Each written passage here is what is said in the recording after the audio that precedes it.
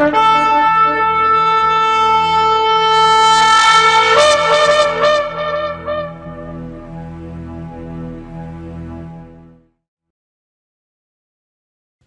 atah Yahweh Eloheinu melech haolam, asher bahar banu mikol amin, venatan lanu et torato, Baruch atah Yahweh noten a Torah, beshen Yeshua HaMashiach. Bendito eres tú, Yahweh, nuestro Elohim, Rey del universo, que nos apartas de entre todos los pueblos para darnos tu Torah, tu palabra de verdad. Bendito eres tú, Yahweh, dador de la Torah, en el nombre de Yeshua, el Mesías. Amén y amén. Que así sea. Vamos a abrir en Daniel capítulo 10. Daniel capítulo 10. Y hacemos la lectura completa para luego usted tomar nota. Sefer Daniel capítulo 10. Dice así: en el año tercero de Ciro, rey de Persia, fue revelada palabra a Daniel llamado Beltsasar. Y la palabra era verdadera y el conflicto grande, pero él comprendió la palabra y tuvo inteligencia en la visión. En aquellos días yo, Daniel, estuve afligido por espacio de 3 semanas. No comí manjar delicado, ni entró en mi boca carne ni vino, ni me ungí con ungüento, hasta que se cumplieron las 3 semanas. Y el día 24 del mes primero estaba yo a la orilla del gran río Hiddekel, y alcé mis ojos y miré, y he aquí un varón vestido de lino, ceñidos sus lomos de oro de Ufaz. Su cuerpo era como el berilo, y su rostro parecía un relámpago, y sus ojos como antorchas de fuego, y sus brazos y sus pies como de color de bronce bruñido, y el sonido de sus palabras como el estruendo de una multitud. Y solo yo, Daniel, vi aquella visión, y no la vieron los hombres que estaban conmigo, sino que se apoderó de ellos un gran temor, y huyeron y se escondieron. Quedé pues yo solo y vi esta gran visión, y no quedó fuerza en mí. Antes mi fuerza se cambió en desfallecimiento y no tuve vigor alguno. Pero oí el sonido de sus palabras, y al oír el sonido de sus palabras caí sobre mi rostro en un profundo sueño, con mi rostro en tierra. Y he aquí una mano me tocó e hizo que me pusiese sobre mis rodillas y sobre las palmas de mis manos. Y me dijo: Daniel, varón muy amado, está atento a las palabras que te hablaré y ponte en pie, porque a ti he sido enviado ahora. Mientras hablaba esto conmigo, me puse en pie temblando. Entonces me dijo: Daniel, no temas, porque desde el primer día que dispusiste tu corazón a entender y a humillarte en la presencia de tu Elohim, fueron oídas tus palabras, y a causa de tus palabras yo he venido. Mas el príncipe del reino de Persia se me opuso durante 21 días. Pero he aquí, Miguel, uno de los principales príncipes, vino para ayudarme, y quedé allí con los reyes de Persia. He venido para hacerte saber lo que ha de venir a tu pueblo en los postreros días, porque la visión es para esos días. Mientras me decía estas palabras, estaba yo con los ojos puestos en tierra y enmudecido. Pero he aquí uno con semejanza de hijo de hombre tocó mis labios. Entonces abrí mi boca y hablé, y dije al que estaba delante de mí: Adón mío, con la visión me han sobrevenido dolores, y no me queda fuerza. ¿Cómo pues podrá el siervo de mi Señor hablar con mi Señor? Porque al instante me faltó la fuerza, y no me quedó aliento. Y aquel que tenía semejanza de hombre me tocó otra vez, y me fortaleció, y me dijo: Muy amado, no temas, la paz sea contigo, esfuérzate y aliéntate. Y mientras él me hablaba, recobré las fuerzas y dije: Hable, mi Señor, porque me has fortalecido. Él me dijo: ¿Sabes por qué he venido a ti? Pues ahora tengo que volver para pelear contra el príncipe de Persia, y al terminar con él, el príncipe de Grecia vendrá. Pero yo te declararé lo que está escrito en el libro de la verdad, y ninguno me ayuda contra ellos, sino Miguel, vuestro príncipe. Palabra del Eterno. ¿Puede tomar su asiento? Vamos a estudiar el capítulo 10, en nuestro estudio de hoy, el capítulo 10 del libro de Daniel, y le invitamos también a usted que está escuchándonos a través del portal golshaddai.com, que pueda usted también escuchar los otros audios que hay en esta página. ¿Sí? Hay más audios también para que pueda ir entendiendo paso a paso todo lo que es el libro de Daniel. Daniel, vemos en este capítulo cómo es humillado y ve una visión. ¿Sí? Es impresionante lo que él describe. Pero afligido por el temor de esa visión, resulta que es consolado por el malaj, por el ángel. Vamos a ir desde el versículo 1 y vamos a ir tomando nota para entender, en este caso, la visión que vemos de Daniel junto al río, en el capítulo 10, nos muestra en primer lugar la fecha. Y esto es un dato que ya estuvimos viendo incluso en otros libros, que es muy importante. Dice así: Bishnat Shalosh lechoresh, Melech Paras, Dabar Nigla le Daniel, Asher Nikra Shemo Belshazzar. Vemet Adabar, Betzabá Gadol, Uvinet Adabar, Uvina Lovamare. En el año tercero de Joresh, es decir, de Ciro, Melech Parás, que es el rey de Persia, fue revelada palabra a Daniel llamado Belsasar. La palabra era verdadera y el conflicto grande, pero él comprendió la palabra y tuvo inteligencia en la visión. Punto número 1 es el año tercero ¿de quién? De Ciro. ¿Sí? ¿Por qué contamos el año tercero? Estamos contando obviamente desde la caída de Babilonia. ¿Sí? Si hablamos de esa fecha, entonces estamos hablando del 535 antes de Mashiach. Evidentemente acá vemos que Daniel ya estaba en sus últimos días de vida. ¿Sí? Daniel ya estaba muy anciano. Quiero que mire conmigo Daniel 12:13, por favor, Bebakashá.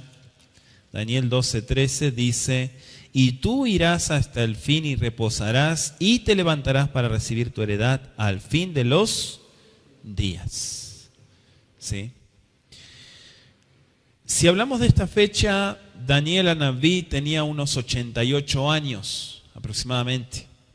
O sea, si estamos considerando que era un joven de 18 años, ¿no? Cuando fue llevado cautivo en el 605 antes de Mashiach. Entonces, el 605 a la fecha que estamos hablando de 88 años aproximadamente. Daniel 10 comienza en la sección final del libro. Para aquellos que separan en porciones el libro de Daniel, esta es la última parte del libro de Daniel. ¿Sí? Este capítulo nos presenta todas las circunstancias que rodeaban a Daniel, en esta ocasión una cuarta profecía, ¿sí? Que también se registra en el capítulo 11 y 12. Por eso van de la mano, 10, 11 y 12. Amén, Ajim. ¿Quién es el rey de Persia? Bueno, esta es la única profecía de Daniel fechada en términos del reinado de Ciro. ¿Sí? Aquí se da a Ciro el título de rey de Persia, a Joresh, a Ciro. ¿Sí? Ciro es una traducción, eso ya lo sabemos. Lo que parecía implicar que todo el imperio era gobernado por los persas, ¿sí? En contraste con el título más limitado del rey sobre el reino de los caldeos, obviamente porque ya habíamos estudiado en el capítulo 9 que fueron vencidos, ¿sí? Y se le da ese título a Darío en el capítulo 9, verso 1. Entonces, acá vemos también que Ciro derrotó sucesivamente en pocos años a los reinos de los medos, a los lidios y a los babilonios. Y los unió bajo su gobierno para formar el imperio más grande que hasta ese tiempo se hubiese conocido. ¿Sí? Un imperio enorme, enorme. Ahora Daniel Anabí y su pueblo tenían que tratar con este varón, ¿sí? Con todas las características que tenía, y también se revela que los poderes del Kadosh Baruj Hu, ¿sí? Lo que mandó el Eterno, que fueron seres espirituales, contendieron también con Joresh, con Ciro. Dice el versículo, comprendió Y esto está muy interesante porque si nosotros vemos anteriormente lo que habíamos estudiado, Daniel estaba bastante confundido porque no entendía la visión. Dice, Uvine tadabar uvina lobamaré. Así termina, dice. Y tuvo inteligencia en la visión, pero dice que comprendió la palabra. El conflicto era grande, pero él comprendió la palabra, dice el verso 1. Sí, en contraste con lo que habíamos visto en el capítulo 2, capítulo 7, ¿sí? Creo que 8 y 9 también, para aquellos que han anotado. Ahora, el ángel declaró específicamente que había venido para hacerle comprender a Daniel lo que había de venir, tiempo futuro, a su pueblo en los postreros días. Por eso dice el verso 14, 10:14, he venido para hacerte saber lo que ha de venir a tu pueblo en los postreros días, porque la visión es para esos días, dice el verso 14. ¿Sí lo leyó conmigo? O sea, este es el tema, digamos, del capítulo 11 y 12, por eso decimos que van de la mano. Solo hacia el final de esta visión, que es en el capítulo 12:8, para ser más preciso, 12:8 es el final de la visión, ¿sí? Ahí es donde, digamos, concluye. Y Daniel se enfrenta ante una revelación acerca de la cual él ya había confesado: yo oí, pero no entendí. Yo oí, pero no entendí. Verso 2. Vayamin aem ani Daniel, aiti mitabel shlosha shabuim yamim. En aquellos días yo, Daniel, estuve afligido por espacio de shlosha shabuim yamim. ¿Cuánto es? 3. ¿Cuánto? Semanas. 3 semanas. No meses, semanas. 3 semanas. Shabuim es semanas. ¿Cómo estuvo él? Afligido. Bueno, Daniel no dice específicamente la causa de esta tristeza, pero podemos encontrar un indicio en todos los acontecimientos que estaban ocurriendo entre los Yehudim, incluso en Eretz Israel. Acuérdense que Daniel era un tzadik que se postraba hacia Jerusalén y oraba. Él no, a pesar de que habían pasado muchos años, él nunca se olvidó de sus hermanos. Y obviamente él estaba al tanto de lo que estaban sufriendo sus hermanos en Eretz Israel. Toda la devastación que había quedado. Entonces, aparentemente también, si analizamos incluso en la historia, en ese tiempo, fue muy oscuro para Israel. Evidentemente lo que ocasionó las 3 semanas de luto de Daniel fue una grave crisis. Fue probablemente por ese tiempo cuando se levantó la oposición de los samaritanos contra los judíos. Si vamos a la historia, ahí hubo una gran rebelión, ¿sí?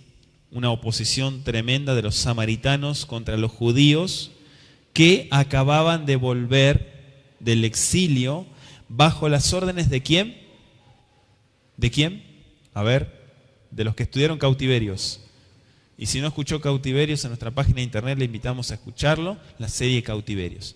Bajo la orden de Zerubabel, Zorobabel. ¿Sí? Para los que ya hemos estudiado, sabemos, como dice en Esdras 4, versículo 1 y 5, anóteselo, Esdras 4, verso 1 al 5, ahí está la respuesta, ¿sí? Zorobabel retornan a Eretz Israel. Entonces, en ese retorno, los samaritanos se habían apoderado con su paganismo y su idolatría de muchas cosas, y entonces por eso fue que hubo mucho problema y enfrentamientos. Ahora, el que los acontecimientos en este capítulo hubieran ocurrido antes o después de que los Yehudim pusieron la piedra fundamental del templo, que eso está en Esdras 3, verso 8 al 10, eso depende también de muchas interpretaciones, ¿sí? Obviamente de lo que tengamos según la cronología, porque nosotros no nos podemos salir del tiempo. Es importante que cuando nosotros estudiamos la Biblia miremos las fechas, Sahim, las fechas. Usted no puede saltarse fechas. Son acontecimientos, como suceden hoy en día, cosas y quedan registradas. Lo mismo sucedió en tiempo antiguo.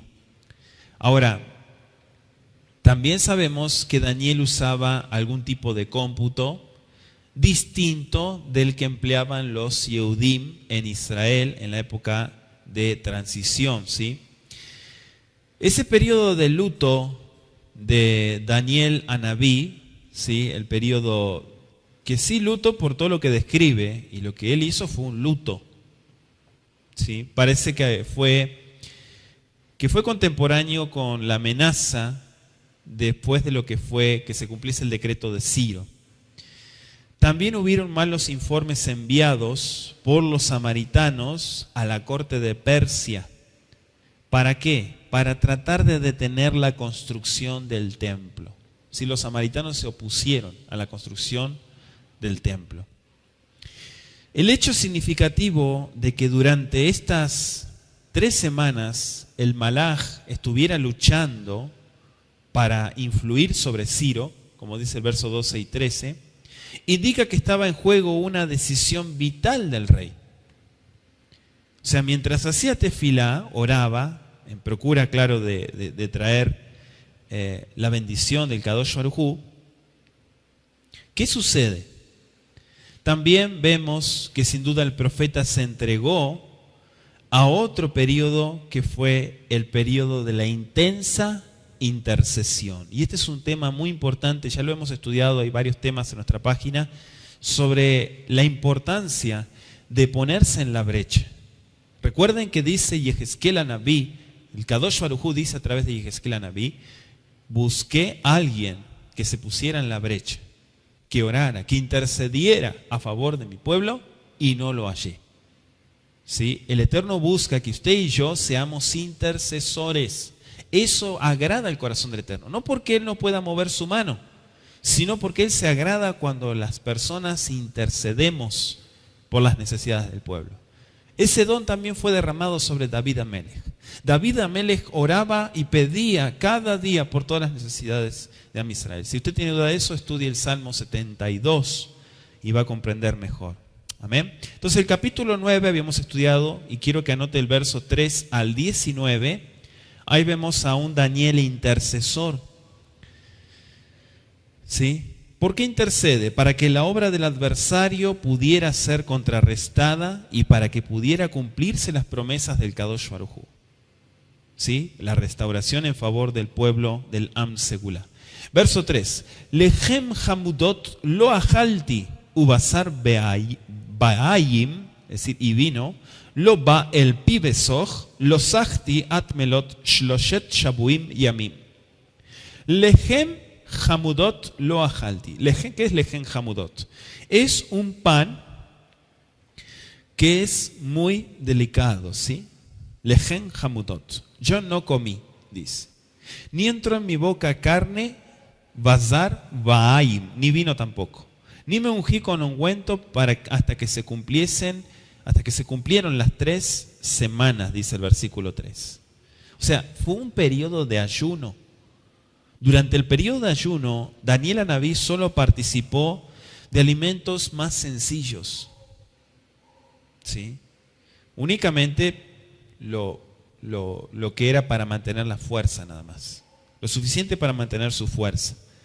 ¿Cuántos se acuerdan también de Ezequiel cuando estudiamos Ezequiel? Las porciones que comió Ezequiel también eran muy reducidas. ¿Cuántos se acuerdan? Y si no se acuerda, le invito a escuchar y estudiar en nuestra página de internet el estudio sistemático de Ezequiel. ¿Por qué dice tampoco me ungí? Bueno, porque sabemos que es cultura bíblica, cultura de Medio Oriente, el uso de aceites para suavizar la piel es muy común entre todos los pueblos de Medio Oriente, especialmente entre todos aquellos que vivían en países donde el clima era muy caluroso, muy seco, muy árido, muy desértico. Se ungían con aceite, obviamente para cuidar la piel. ¿Sí? ¿Por qué? Porque se resecaba mucho. Entonces, durante su periodo de ayuno y tefilá, oración, el profeta creyó conveniente abstenerse de ese gasto personal. ¿Sí? Lo consideró. Y dice el verso 4, Uvayom esrim be'arva, en el día, ¿qué? En el día 24, la Jodesh Harishon del mes primero, Vani aiti el día Tanahar, agadol ujidakel.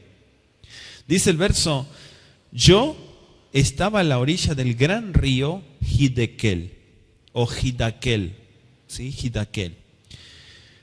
Punto número 1, Esrim be'arba la Jodesh, Bayom esrim arba la Jodesh, el día 24 del mes primero. Esta es la única fecha en el libro de Daniel en que aparece el día exacto de un mes determinado.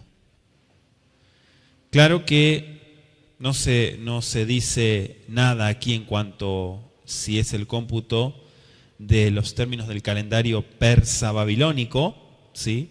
Que puede también haber sido usado por Ezequiel, un contemporáneo, Daniel Anabí, o según el calendario Yehudí, el calendario israelí, el calendario que se llevó en Eretz Israel y que se sigue llevando. Claro que hubieron ciertas modificaciones y fue usado posteriormente por Esdras y Nehemías, según la historia.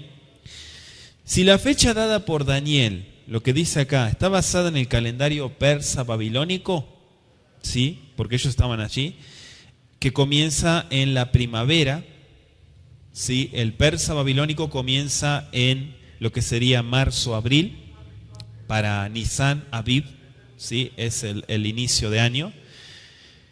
El primer mes del tercer año de Ciro habría sido más o menos abril del 536, no el 535 como dijimos.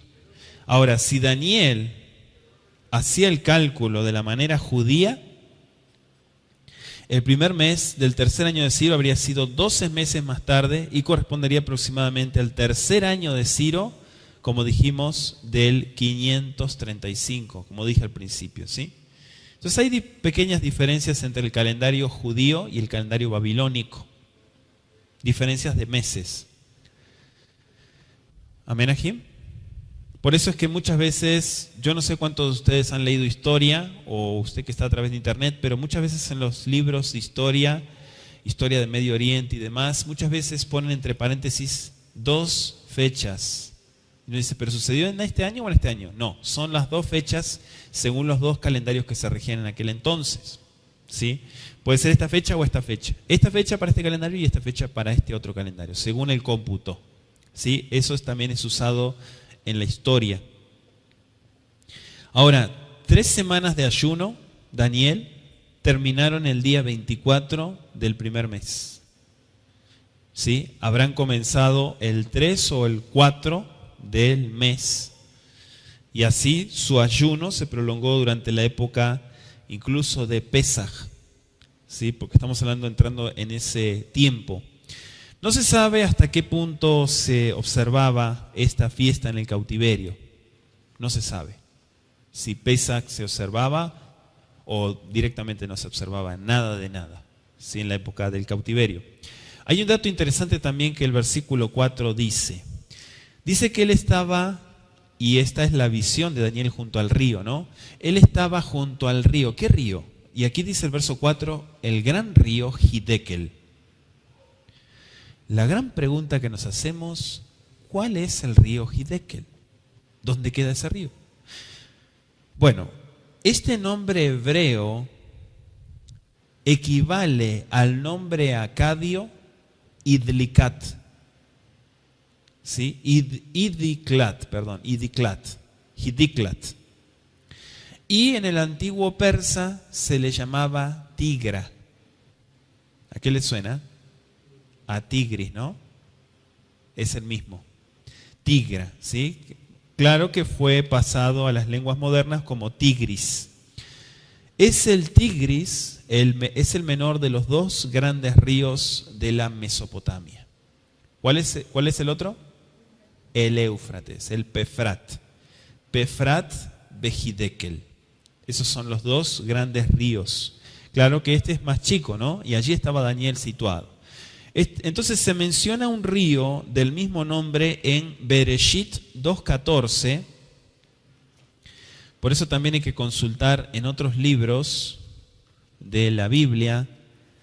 Génesis 2.14 dice, y el nombre del tercer río es Hidekel.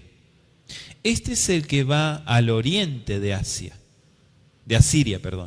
y el cuarto río es el Pefrat, el Éufrates, ¿sí? Entonces el tercer río que menciona ahí es el que Daniel estaba parado. ¿Sí se va entendiendo aquí? Sin embargo, en ese pasaje se hace referencia a un río antediluviano. O sea, no se dice precisamente en qué punto del Tigris ocurrió este acontecimiento que él luego está narrando, ¿no? Dice el verso 5, y alcé mis ojos y miré, Baezá et einai vaeré, Beine ishehat, labush badim, umatenav hagurim, betehem ufaz. Y he aquí, dice también, un varón vestido de lino y ceñidos sus lomos de oro de Ufaz. Umatenav hagurim betehem Ufaz. ¿Quién es este varón? Bueno, este varón es un ser celestial. Si quieren anotarlo entre paréntesis, obviamente apareció en forma humana. Los seres celestiales muchas veces aparecen en forma humana. Anótese Bereshit 18.2, si tiene duda de ello, Génesis 18.2, Daniel 7.13, Apocalipsis 1.13 también. ¿Sí? Muchas veces el ser celestial se aparece en forma humana, cuando trae la encomienda, ¿sí? Un mensaje. Entonces esta descripción se asemeja mucho a la que da Yohanan cuando Mashiach se le reveló. Es bastante parecida, ¿sí? Sin duda, vemos también que se le apareció un ser espiritual a Daniel. Ufaz, no se sabe esta palabra, ¿sí? ¿Dónde estaba Ufaz? Pero ese nombre también aparece en Jeremías 10.9, donde se identifica nuevamente a Ufaz como un lugar que era muy rico por el oro. ¿Sí? Ufaz. Ufaz había muchísimo oro. Algunos incluso han sugerido que es lo mismo que Ofir. ¿Cuántos escucharon esa palabra? Ofir. ¿Sí? Para los que estudian la Biblia, es un lugar famoso por su oro fino. Eso está en Primero de Reyes 9.28. Primero de Reyes 9.28 dice, los cuales fueron a Ofir y tomaron de allí oro, 420 talentos, y lo trajeron a Shlomo Amelech, el rey Salomón. Impresionante la cantidad de oro. Entonces, Ofir también era muy famoso. Algunos creen que Ufaz es Ofir. Sí, los nombres Ufaz y Ofir son similares. O sea, cuando se lo escribe con los caracteres hebreos es muy parecido. Entonces, por eso es que muchas veces se interpreta así. Dice el verso 6, su cuerpo era como de berilo y su rostro parecía un relámpago y sus ojos como antorchas de fuego y sus brazos y sus pies como de color de bronce bruñido y el sonido de sus palabras como el estruendo de una multitud. Ahí junto al río estaba él y viendo esa visión. Tremendo, ¿no? Dice el verso 6, Uvigyato Getarshish. ¿Sí? Getarshish. Qué tremendo. La palabra berilo en hebreo es Tarshish. Muchas veces aparece la palabra Tarsis en la Biblia. Tarsis. ¿Sí? Tarsis. Pero Tarsis es una latinización de berilo. Tarshish. Es que a veces los traductores traducen y a veces cambian los nombres. Y entonces se pierde todo el sentido y muchas veces no sabemos a qué se está refiriendo. Es berilo. Esta palabra también indica el lugar donde ese producto se obtenía. Se le puso así porque ahí se obtenía el berilo, ¿no? Las antorchas de fuego y el bronce bruñido, hay una gran similitud con Apocalipsis 1, 14 y 15. Por eso está muy interesante lo que dice Daniel. Cuando estudiamos Sefer Daniel, vamos también de la mano con Apocalipsis, porque hay muchas palabras muy, muy, muy similares y visiones también. Veraiti ani Daniel levadí, y solo yo, Daniel, vi aquella visión. O sea, se quedó solo. Daniel dice el verso 7. Y dice, y no la vieron los hombres que estaban conmigo, sino que se apoderó de ellos un gran temor y huyeron y se escondieron. Solo yo estaba, dice. Solo yo, Raiti, la vi. Claro que la revelación solo fue dada al siervo escogido de Yahweh, ¿no? Pero el efecto de la presencia de un ser celestial, o sea, el efecto que hace, fue sentido por los que estaban con el profeta. Porque el hecho que acá diga que no lo vi, que no lo vieron, solamente yo lo vi, pero dice que se escondieron del terror que tenían. Entonces algo habrán sentido los que estaban con Daniel. Dice el versículo, por eso dice el verso 8, quedé pues yo solo y vi esta gran visión y no quedó fuerza en mí. Pero oí el sonido de sus palabras, al oír el sonido de sus palabras, caí sobre mi rostro en un profundo sueño con mi rostro en tierra. Y he aquí una mano me tocó e hizo que me pusiese sobre mis rodillas y sobre las palmas de mis manos, dice. Una mano me tocó, subraye, una mano me tocó. Quiero que comparemos con Ezequiel 2.2, Ezequiel 2.2 y Ezequiel 3.24. Ezequiel 2.2 dice, y luego que me habló, entró el Espíritu en mí y me afirmó sobre mis pies y oí al que me hablaba. Acá hay una intervención divina. Dice Ezequiel 3.24, entonces entró el Espíritu en mí y me afirmó sobre mis pies y me habló y me dijo, entra y enciérrate dentro de tu casa. Estos son intervenciones espirituales aquí. Sí, entró el Espíritu en mí. Daniel dice, me tocó. Vamos a Apocalipsis también, capítulo 1. Vamos a ver también la vida de Yohanan, ¿no? Yohanan también es impresionante todo lo que él vivió. Dice el verso 17, 1:17. Apocalipsis 1:17. Cuando le vi caí como muerto, dice, a sus pies. Y él puso su diestra sobre mí diciéndome, no temas, yo soy el primero y el último. Fue lo mismo que le dijo el ángel a Daniel, no temas. Y lo tocó. Sí, fue tocado. La mano evidentemente es la de Malach Gabriel.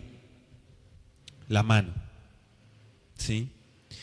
Dice, hizo que me pusiese sobre mis rodillas.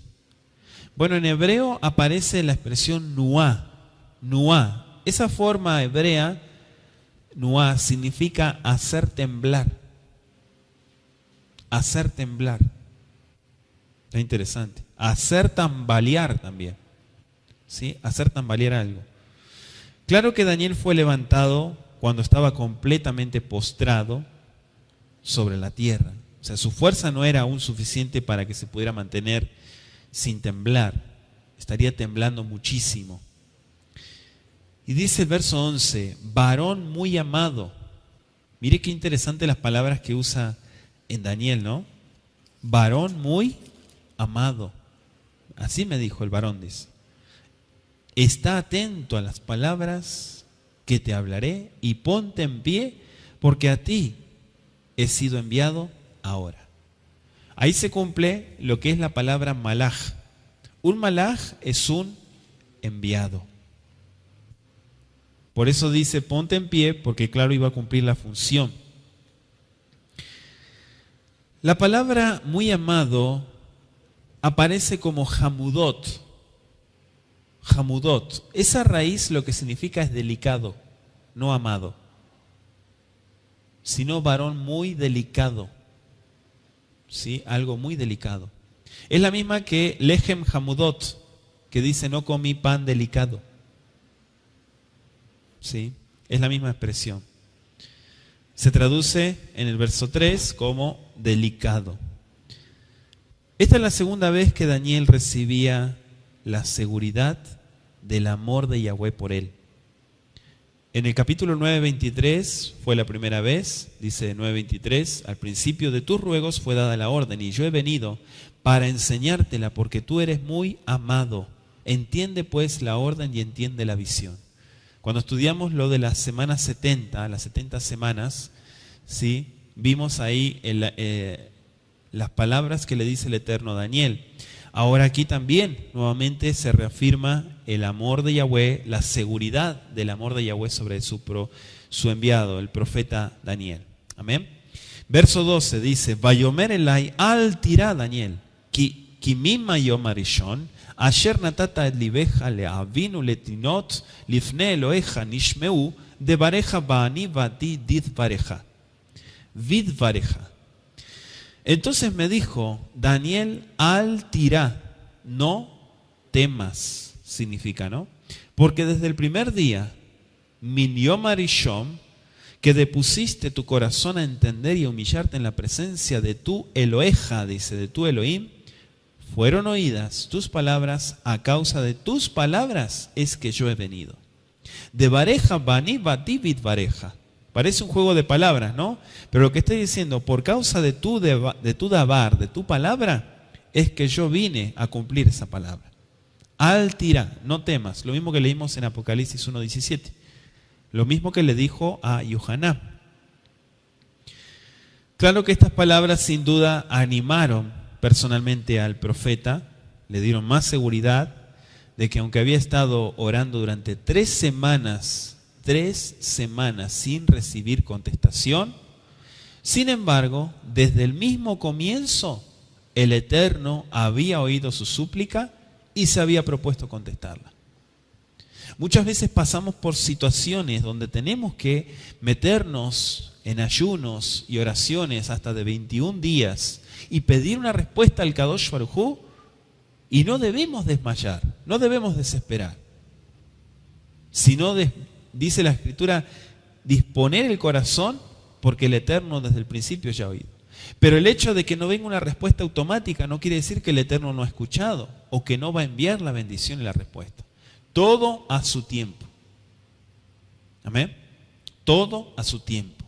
Muchas veces la gente dice: voy a meterme en ayuno, voy a meterme en oración, voy a meterme a interceder, voy a hacer un ayuno de 3 semanas o de 21 días. Y pasan 5 días y ya dice: ya no puedo más, y deja. Por eso muchas veces la respuesta no viene, porque el Eterno escudriña la mente y el corazón de las personas y sabe lo que es genuino y lo que es emoción.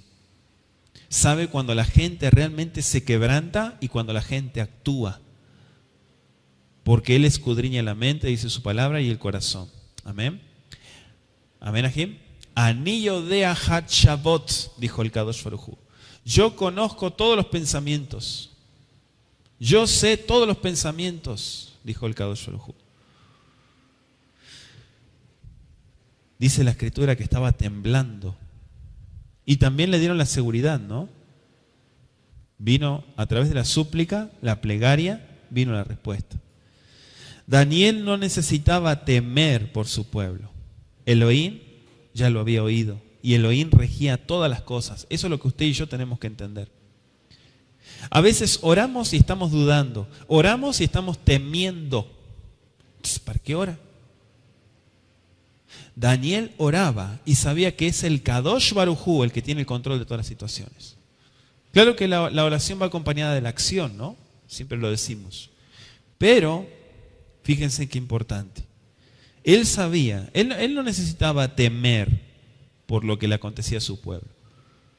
El Eterno lo había oído y el Eterno rige todas las cosas. Todo está porque Él es el control. No es que Él tiene el control, Él es el control. No hay nada que se escape de Él. Y dice el verso 3, se me opuso. Mas el príncipe del reino de Persia se me opuso. Subraya, se me opuso. Durante, ¿cuánto? 3 semanas, ¿no? 21 días. Pero ve aquí, Mijael, uno de los principales príncipes, vino para ayudarme y quedé allí con los reyes de Persia, dice. Fíjense lo que dice, lo que revela este versículo 13. Aquí nos está dando el profeta nos da una vislumbre, digamos, de la tremenda lucha entablada entre las fuerzas del bien y las del mal. Esto es lo que usted y yo siempre tenemos que estar conscientes. Nosotros no vemos muchas cosas que suceden en los aires, pero hay una batalla que usted no tiene ni idea, que siempre se está librando. Podría hacerse esta pregunta: ¿por qué el Eterno permitió que los poderes del mal luchasen para dominar la mente de Ciro durante 21 días? ¿Por qué los espíritus inmundos, los espíritus malignos, se opusieron en la mente, es decir, dominaron la mente de Ciro durante 21 días? ¿Sí? Ciro, acuérdense que Ciro fue un instrumento, pero fue usado por el adversario. Hubo una lucha allí, mientras Daniel seguía afligido y suplicaba. Daniel intercedía. Esta pregunta tiene que contestarse teniendo en cuenta la verdad de todos estos acontecimientos. ¿Sí? El plan de redención, que es vindicar el carácter de Elohim ante el universo, ante todo el universo. La muerte del Mashiach justificaría, ¿sí?, a Elohim, a su hijo, en su trato con la rebelión del de Satanás. Sin embargo, todos sabemos que el Satán no fue destruido entonces en la ocasión de la muerte de Mashiach. Él no fue destruido ahí. ¿Cuántos me están siguiendo? Los ángeles no comprendieron ni aún entonces todo lo que entrañaba esa gran controversia. Los principios que estaban en juego habían de ser revelados en mayor plenitud. Claro que tenía que refutar toda la pretensión del adversario, por eso Satán, de que Elohim es un tirano. ¿Sí? Esa es la pretensión del adversario. Que el Padre Celestial vio conveniente retener su mano y dejar que el adversario tuviera una oportunidad para demostrar sus métodos y tratar de ganar a los hombres para su propia causa, el mal, la oposición. Por eso siempre decimos, si no estás con Elohim, estás del otro lado. No, yo no estoy con ninguno. No, si no estás con Elohim, estás del otro lado, porque no hay un nada, un vacío. El que no está con el Padre, está en contra del Padre. Aguas, como dicen acá. Cuidado. ¿Sí? Por eso, esto es lo que tenemos que entender aquí. El hecho de que el demonio no fuera destruido automáticamente cuando muere el Mashiach, estamos hablando de redención, de Geulá, ¿no? Porque esto va mucho más allá. No es una visión así de un tiempo específico. Esto es muy amplio. El Eterno no fuera la voluntad de los hombres y le concede a Satanás cierto grado de libertad, mientras que el Eterno, por medio de su Ruach HaKodesh y claro de sus ángeles también, insta a los hombres a que resistan el mal y sigan el bien. Entonces el Eterno demuestra al expectante universo que Él es un creador Elohim poderoso, lleno de amor, de misericordia, y no el tirano que Satanás afirma que Él es. Y muchas personas también dicen eso. Yo escuché a muchos. Yo no sé si usted escuchó alguna vez. Así dice. El Dios del Antiguo Testamento era un Dios tirano, dice. Mataba a todos. Pero el Dios del Nuevo Testamento, doctrina satánica.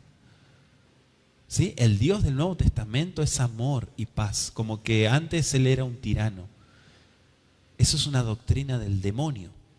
Que muchas iglesias del demonio lo predican. ¿Sí? Entonces, por esa razón, la tefilá de Daniel Anabí no fue contestada inmediatamente. La respuesta se demoró hasta que el rey de Persia, por su propia voluntad, hizo su elección a favor del bien y en contra del mal. Amén, Ajim. El Eterno tiene el control de todo, eso lo tenemos que saber. Pero muchas veces pasan situaciones donde el hombre se desespera y quiere una respuesta para todo, pero no sabe esperar y confiar. Hoy lo cantábamos, ¿no? Dichosos todos los que confían en Yahweh, no serán avergonzados. ¿Está confiando usted en Yahweh? Los que son avergonzados son aquellos que confían en sus propias fuerzas. Aparece Mijael en este pasuk. Mijael, qué tremendo nombre, ¿no? Mijael, ¿qué significa? Literalmente es ¿quién como Elohim? Tremendo ese nombre. Mijael, ¿quién como Elohim? Y aquí se lo describe como uno de los principales sarim. Sarim, en hebreo sarim son príncipes. Y también posteriormente lo describe como el protector especial de Israel. Daniel 12:1 dice que él es el protector especial de Israel. En aquel tiempo se levantará Mijael, el gran príncipe que está de parte de los hijos de tu pueblo, y será tiempo de angustia cual nunca fue desde que hubo gente hasta entonces, pero en aquel tiempo será libertado tu pueblo, todos los que se hallen escritos en el libro. Entonces ahí lo ponen como el protector de Israel, ¿sí? O sea que está a favor de Israel. Amén, Ajim. No se declara exactamente su identidad aquí en este pasuk, pero una comparación con otros pasukim lo identifica como al Mashiach. En Judas 9 se lo llama el arcángel. Judas, verso 9, el arcángel. Según 1 Tesalonicenses 4:16, se relaciona la voz de arcángel. ¿Sí? Repito, arcángel, y en Tesalonicenses, voz de arcángel. Por eso hay que poner mucha atención.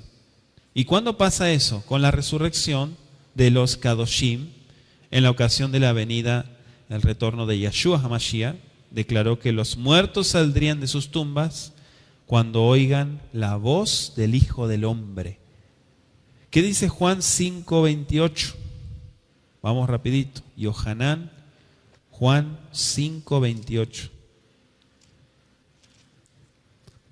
Dice: no os maravilléis de esto, porque vendrá hora cuando todos los que están en los sepulcros oirán su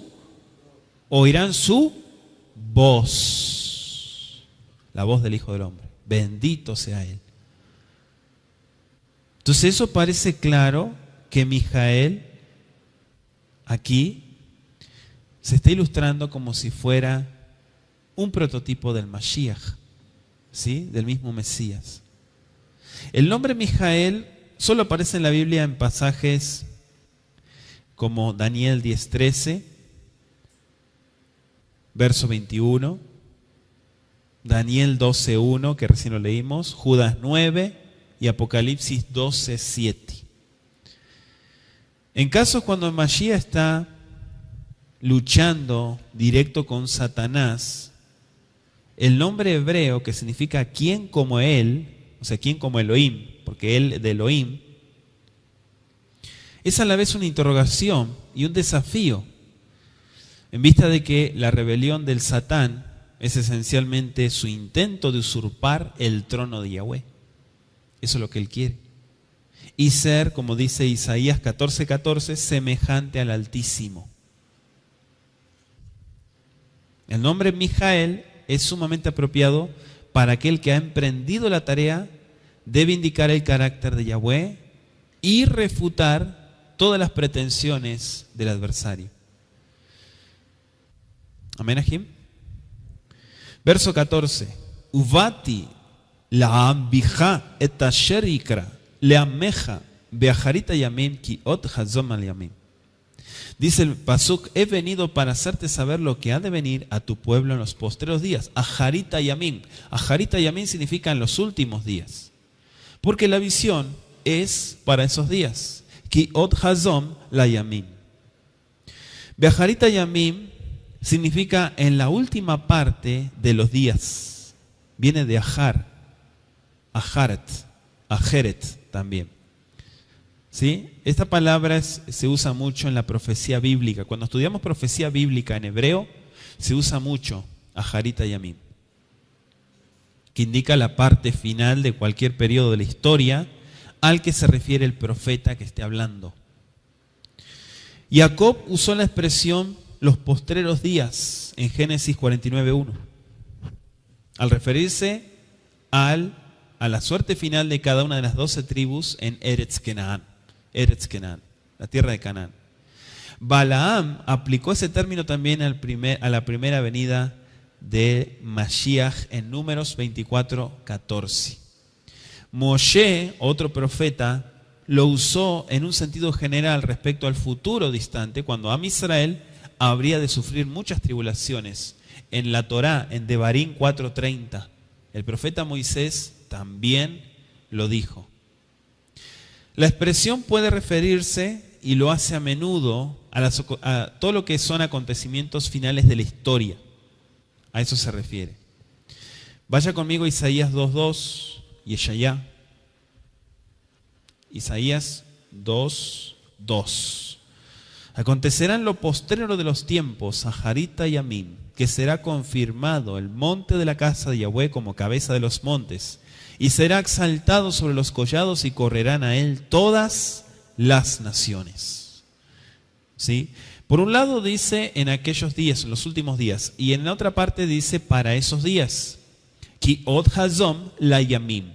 La es un prefijo hebreo, lamed, que significa para. Y amim es en plural, días. Para esos días significa. ¿Sí? Entonces la palabra días parece tener el mismo significado de lo que estudiamos recién. Se refiere a algo muy similar, ¿no? Es el énfasis que está dando. Dice el verso, por eso también dice el pasuk, y esto está interesante, dice: he venido para hacerte entender lo que ha de ocurrir a tu pueblo en la última parte de los días. Porque todavía hay visión para los días, dice otra versión. Todavía hay visión para los días. Ki od, la palabra od significa aún hay más. Porque hay más hazom. ¿Qué es hazom? Visión. Ki od hazom la yamim. Porque aún puede ser, se puede traducir así, porque aún hay más visión para aquellos días. Amén.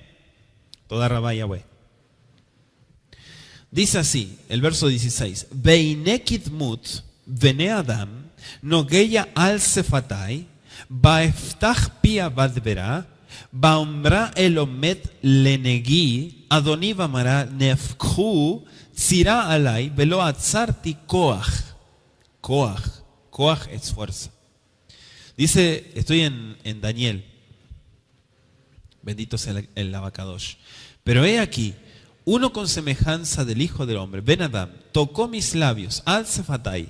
Entonces abrí mi boca y hablé, y dije al que estaba delante de mí: Señor mío, con la visión me han sobrevenido dolores y no me queda fuerza. Está tal cual en el hebreo.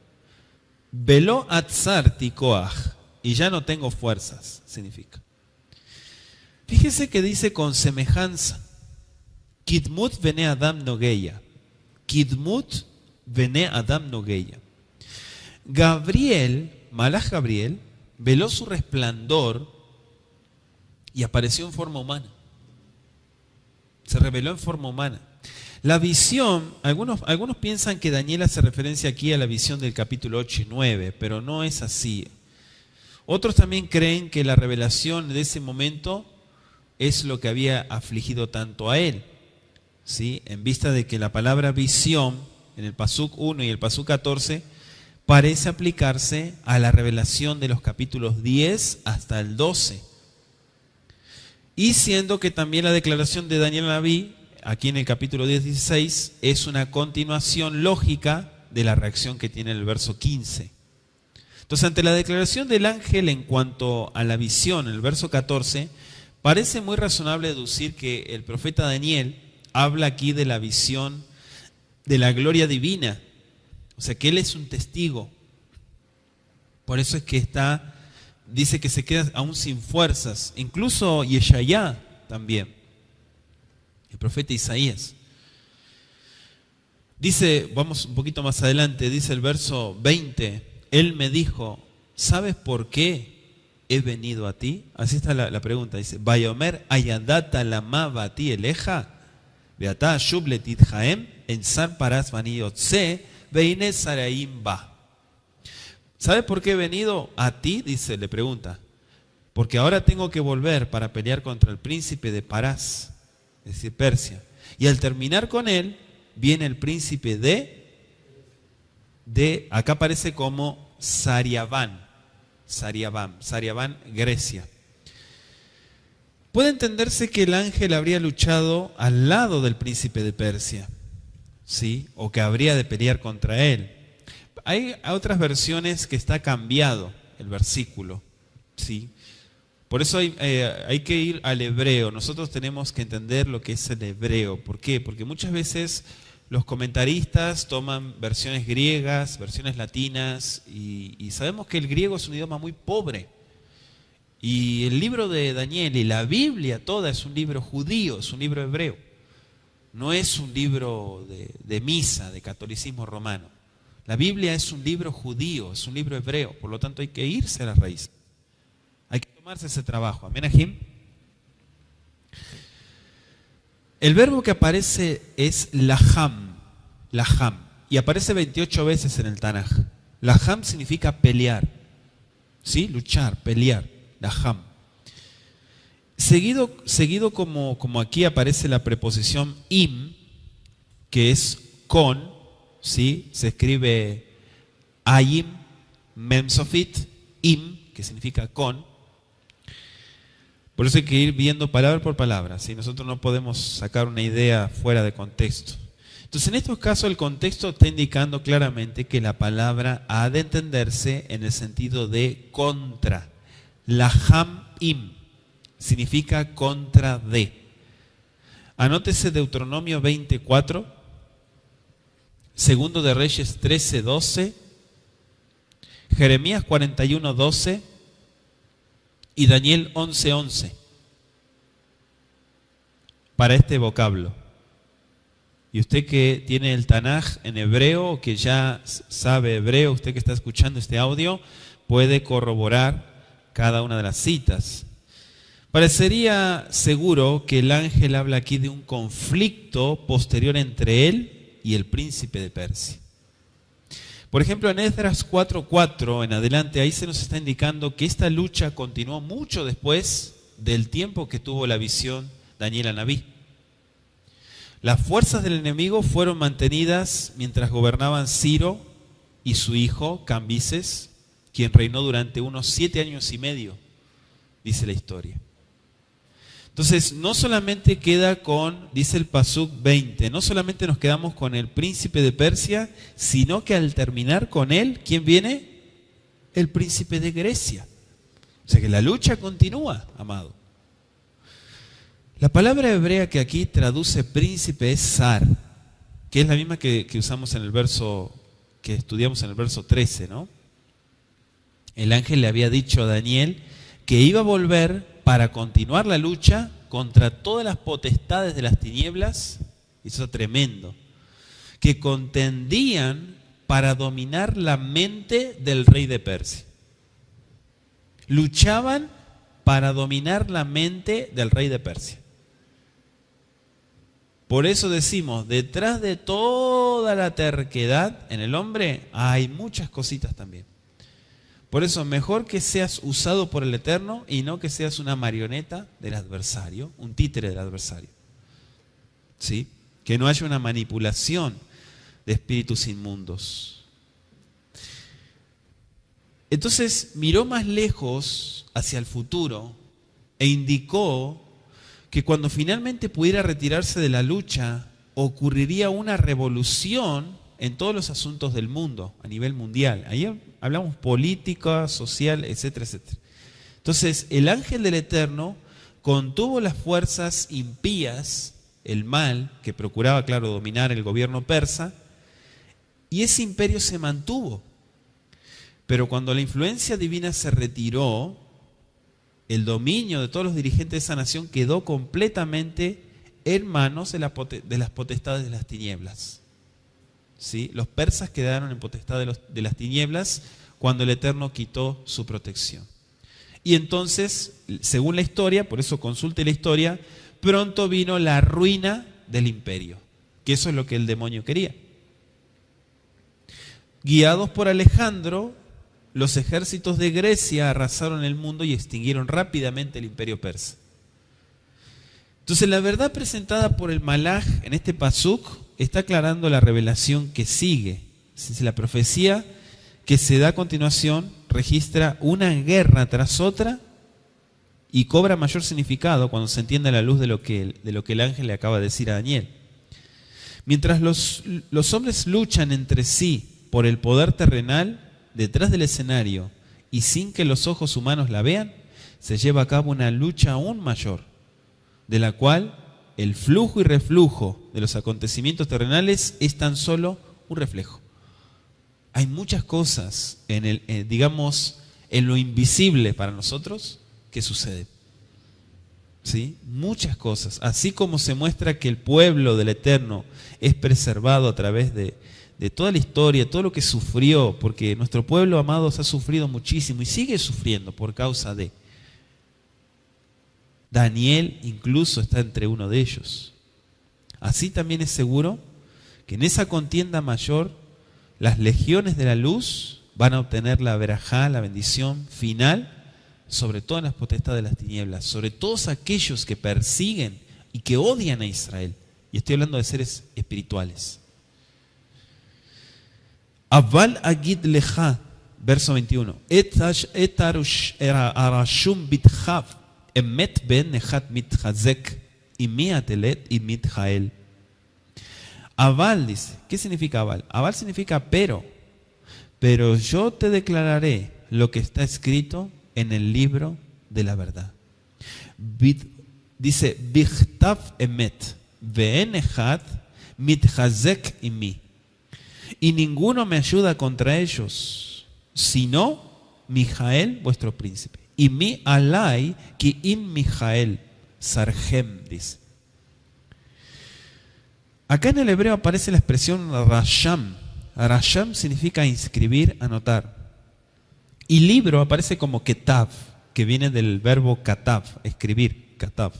Escribir infinitivo es liktov, ¿sí? Katav.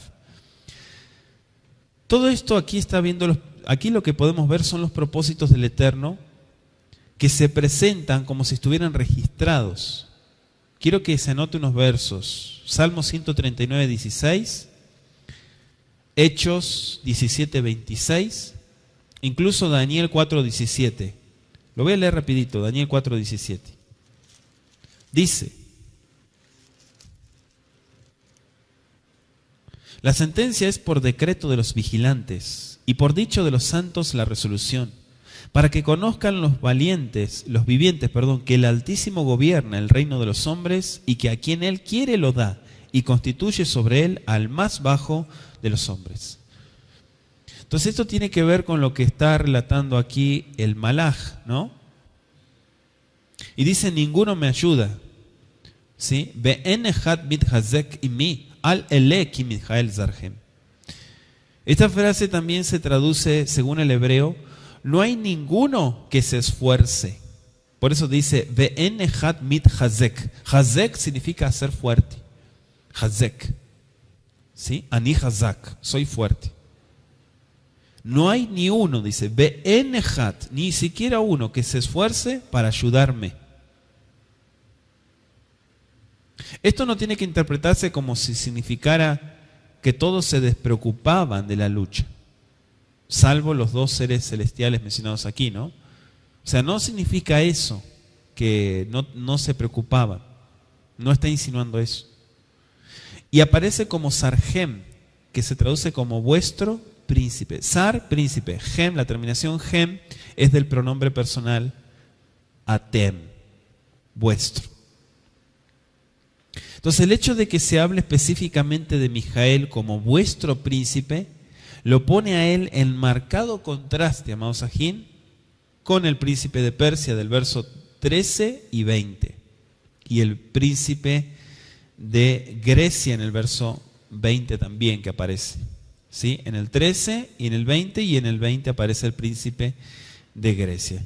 Esto es una lucha que se lleva a cabo, y claro que no solamente estos seres espirituales lucharon contra todo ello, sino que también, según la historia, vemos que en esos días era muy afligido porque su tefilá estaba siendo atacada, vamos a decirlo así, y a su vez su pueblo también estaba siendo atacado. O sea, el pueblo, imagínense, el pueblo retornando del exilio, retornando de Babilonia, ¿no?, a Judea, y siendo atacados por los samaritanos. Si ustedes se fueron, no regresen más. Ya perdieron, ¿sí? Perdieron su lugar, perdieron la herencia, ya no tienen templo. ¿A qué vienen? Los samaritanos fueron también un instrumento de Satanás, ¿sí? Por eso es que también hubo, y escuche en nuestra página de internet también el odio entre los samaritanos y los judíos. Amén, Ajim. Baruch atah Yahweh Eloheinu melech haolam, bendito Abacadosh, Rey del universo. Te damos gracias por este capítulo 10 de Daniel. Gracias por todo lo que nos enseñas. Cuántas cosas aprendemos, Padre bendito, a través de la historia de nuestro pueblo Israel. Y asimismo, Abba, nos muestras este ejemplo tan maravilloso que es la vida de Daniel, este sadik, este justo, Padre, que has levantado en esa ciudad de tinieblas, en esa zona, Padre, donde nuestro pueblo ha sido tan luchado, Padre bendito. Te pido, Abacadosh, que guardes nuestra fe, nuestra emuná, nos permitas, Abba, aplicar todo lo aprendido, las enseñanzas de tu palabra, todos los consejos, Boreolam, y sobre todas las cosas aguardar, Padre, tener la esperanza, aguardar prontamente, Boreolam, tu respuesta, Abacadosh, para cada uno de nosotros. Gracias porque defensor tenemos, abogado, Boreolam, y porque tú nos has amado en gran manera y nos has escogido, Padre. Nos sacaste de esas tinieblas y nos trajiste a tu luz. Ayúdanos a valorar, Padre, eso cada día y a servirte con todo nuestro corazón. Beshen Yeshua, Amashiach, Todar Rabá Leja, amén y amén.